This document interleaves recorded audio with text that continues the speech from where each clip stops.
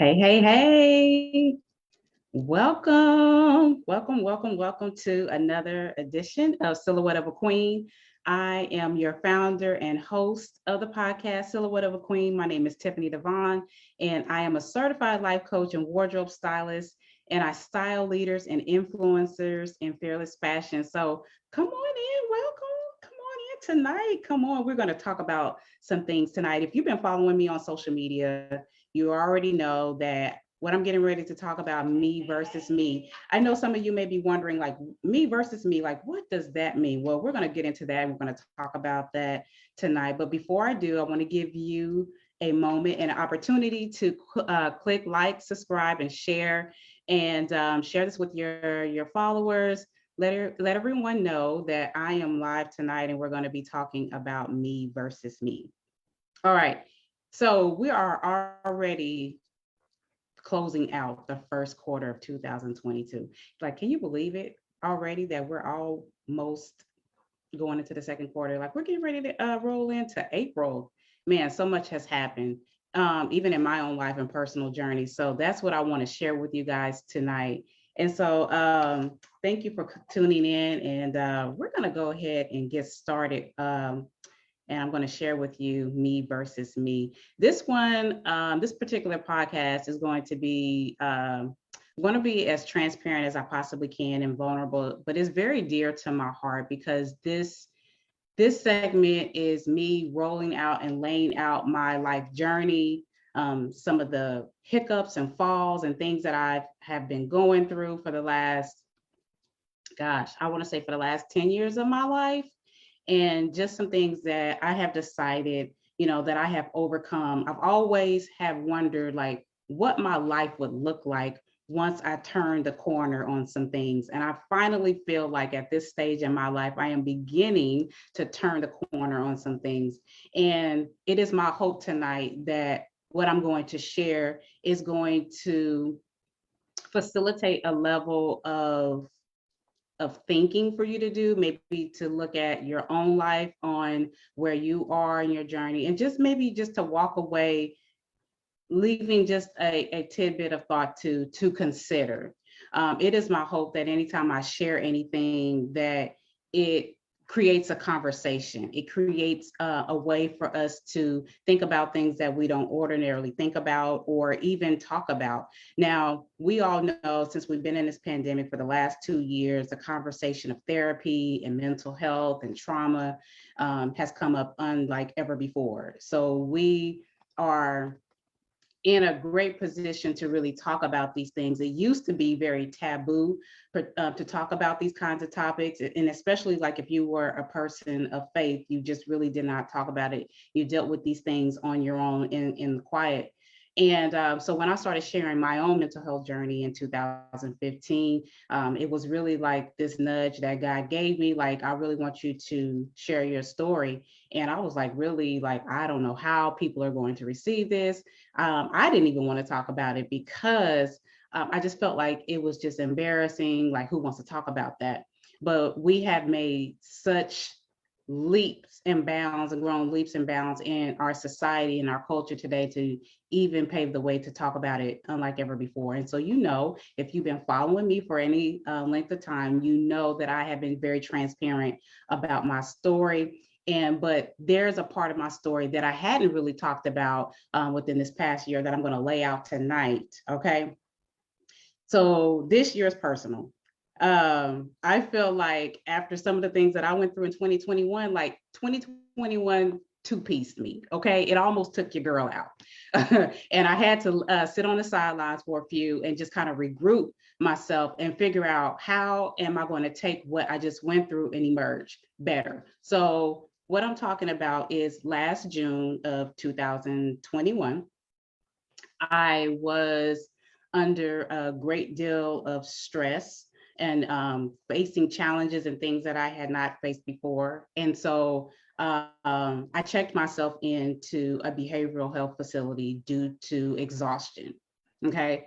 And when I checked myself into the facility, I had no idea what I was getting ready to walk into. I just knew that I was tired. I needed some sleep.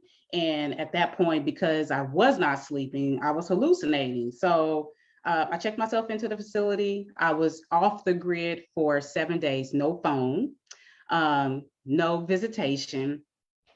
I only was able to talk to my family and friends by phone. And you talk about, like, at this point, I'm just like, this is just rock bottom for me. Because at that point, I had been in therapy for 4 months. And I feel like I was getting some breakthroughs in some areas of my life.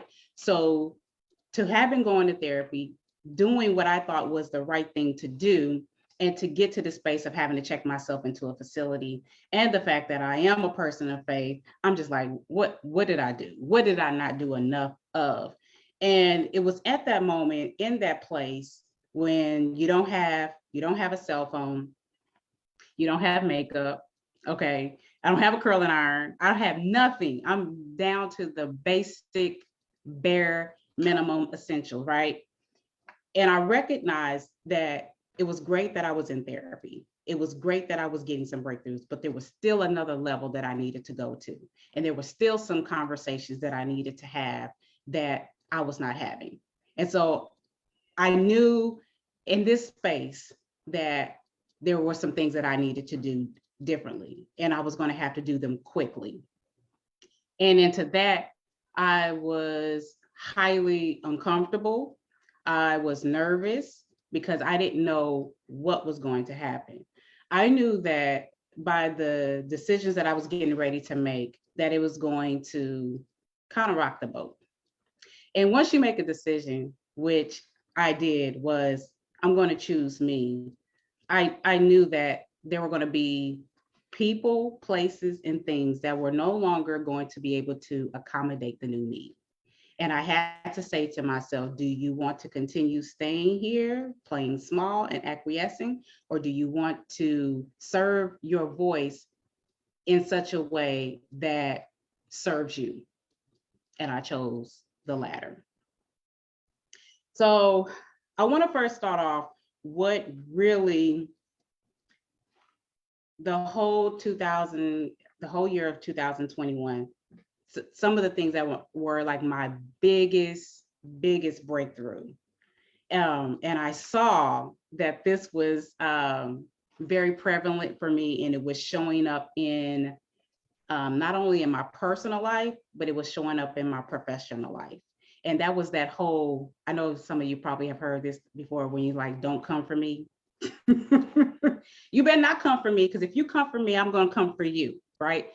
I didn't know that energy was in me. And until God started pointing it out, and my therapy started surfacing to the top.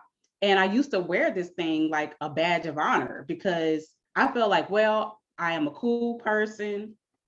I don't mess with anyone. If someone was coming for me, and that could be like, if someone was, I felt like they were attacking me, or whatever the case may be, I felt like I had the right to be like, Phew. And so when I came, I was coming, and there was two ways that I was going to come at you. In my remark was, I just felt like I'm going to either claw you with a Wolverine claw, or I'm going to punch you, and you're going to feel that thing, because you shouldn't have came for me. And so when I started really seeing that that's not okay, and then God started saying to me, Tiffany, you are wearing an armor from an old era, and I need you to take that off, because that's not going to serve you. And I said, okay, what does that mean? So God started showing me that disposition that I was carrying was a trauma response. And the trauma response was that from a previous generation. So I'm going to break this down to you tonight. So the trauma response was from a set of women in my family who had been abused. And so one of the things, and I've talked about this before on a previous Silhouette of a Queen segment, but I want to bring it up here again, because I'm going to tie it in.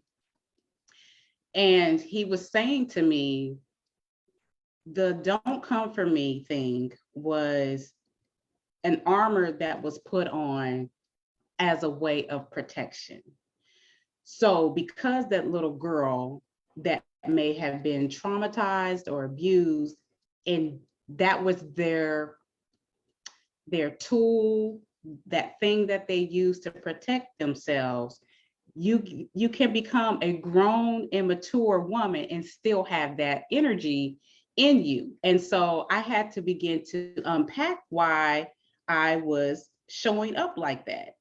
And so, and I recognized too that if I didn't choose to let that go, it was going to cost me opportunities. It could cost me relationships. It can cost me really from going to the next level. And I know we talk about, like, let's go into the next level. What's the next level?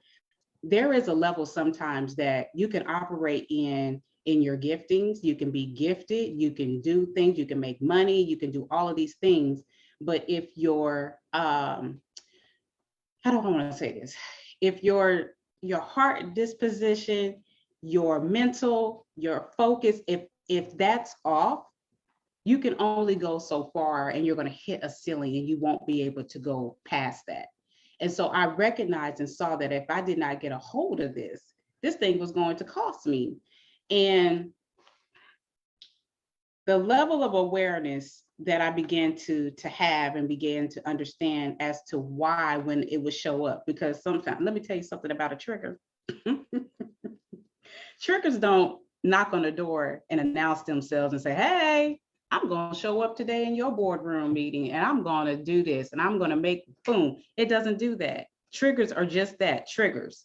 And so you have to be able to identify when it's showing up. So because I was able to identify the don't come from me thing, and I understood when it would show up in my personal life and professional life, I was then able to say, all right, we're not going to let little me be in the seat. We're going to let big me be in the seat. Big me being the mature person, being the person that says, I see what's going on. I see what's happening here. How can we facilitate and lead to a designated end without little me throwing up, not that I never threw papers up in the air, but I'm saying, when your buttons get pressed, you don't know what you're going to do when you're in defense mode. So I had to start identifying my triggers. Why was it a trigger? Oh, okay. Oh, this is coming from a place of insecurity from maybe back in college or something like that, or high school, or as a little kid or whatever, and I'm covering it. So what I began doing was identifying that. And then I started to have a series of internal conversations with myself to say, okay, you're not this. You are better than this. How can you do this differently? And as I begin to find myself being in situations where I was constantly being tested, because one of the things that I know that God does often is He will allow tests and trials and tribulations and things to come across your path, just to test you on, see how well are you going to do with this, so I decided that I was going to let big me, like I said, be in the seat. And there are times where I've had to move back, think about things, and come and revisit a conversation a little differently. So this is why I said this was important to talk about, because when I was in the facility and recognizing those things, I recognized that I wanted to be a whole totally different person, and not retreat and speak up. So one of the things, the three things that I want to identify tonight is when you don't feel seen, you don't feel heard and not validated. And without even knowing those things, circumstances can come up where you're not even recognizing those things. And so my therapist really helped me, walk me through these things, and I can finally say that I have gotten to the other side of it. And so what I really want to share is little me, big me, is that there will come a point where the two will start to converge. When I think about that, I think about becoming what the Bible says, a new creature in Christ. And when you make a decision to become a higher version of yourself, it's not that you ever totally get rid of little me. It's not that the don't come for me thing has not quite disappeared. But what it does mean is that I recognize it when it shows up. And I am in the driver's seat, not the little girl, not the little girl who's going to come back clawing and scratching to make you feel something because you offended her. It's the bigger version of myself that says, I got you. I got you. I know we come from an era and a generation where you weren't always protected. You didn't always feel safe. But I'm going to let you know that I got this right now. So I'm going to be the one running the show. Okay. And so when I made that decision to really govern my life by that, things started shifting and changing in my life. And so again, like I said, it's not that it's totally disappeared. It's just that I now can control what happens and I control the outcome.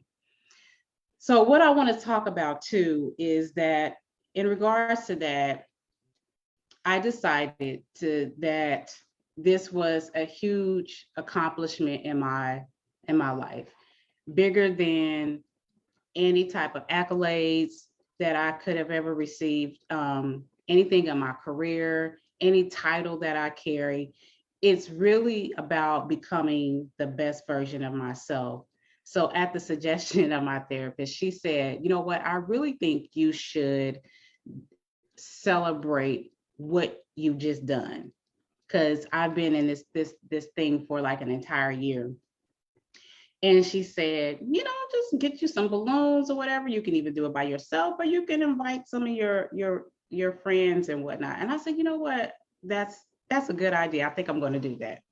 So recently I got together with some family and some friends, and I gathered everyone. We had dinner, and I gathered everyone at the table. And I think these particular women in my life that have been journeying with me for the past year or so, for them supporting me, encouraging me in this journey, because it has not always been easy.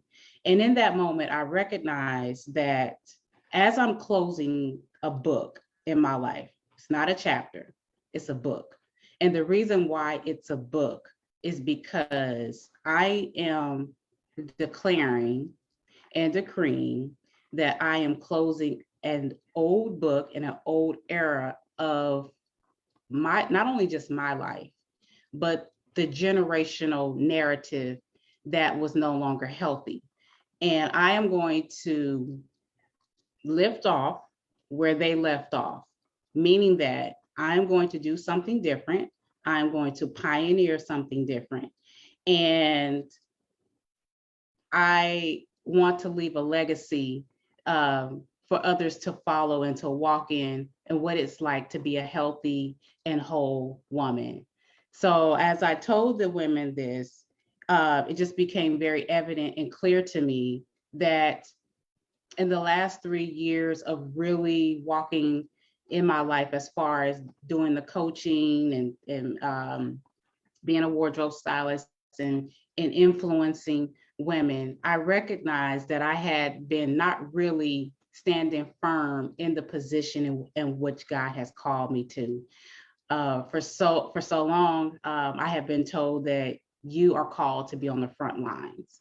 And I was like, you know what? No, nobody's trying to do that, Jesus. Nobody's trying to be on the front lines. Nobody's trying to deal with warfare. But then it became evident to me, you're dealing with warfare anyway. So you might as well be out here and do what needs to be done. And then I recognized that I have people around me that are supporting me and pushing me. So this recent incident that I had with my friends, and I think y'all know who y'all are, is that I decreed and declared that I am going to be in position for whatever God calls me to be.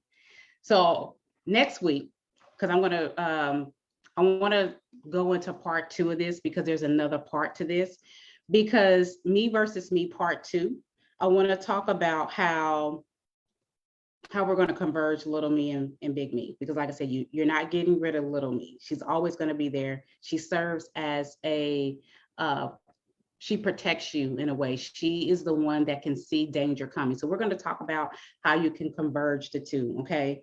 um, and yeah, we're going to talk about that part 2. So if you haven't done so already, you already know what to do.